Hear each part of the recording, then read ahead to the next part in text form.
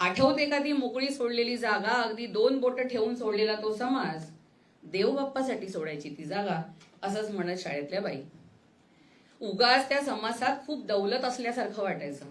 अरे आपली थोडी जागा देव बाप्पाला दिलेली असायची.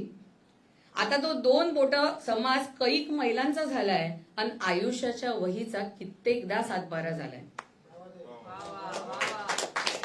आठवतो का फळ्यावरच्या खडूचा तो कर्र आवाज, आठवतो का फळ्यावरच्या खडूचा तो कर्र आवाज आणि अंगावर येणारा अग आई ग शहारा. आठवतो का फळ्यावरच्या खडूचा तो कर्र आवाज आणि अंगावर येणारा अग आई ग शहारा.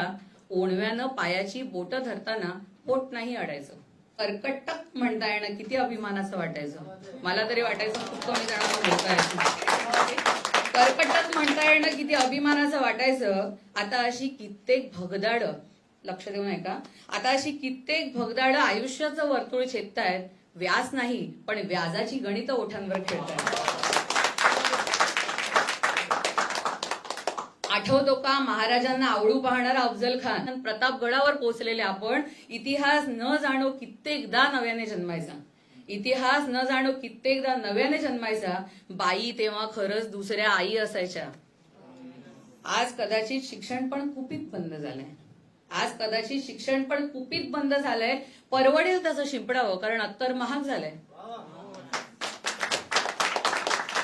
हवाय ना पुन्हा रिकाम्या पाठीवर तो श्री, हवाय ना पुन्हा रिकाम्या पाठीवर तो श्री. शाईचे पडलेले डाग, रिबिन्सनी बांधलेले केस, न कोरलेल्या भुवया अन गोंडस विस्कटलेलं हवं हवं बालपण.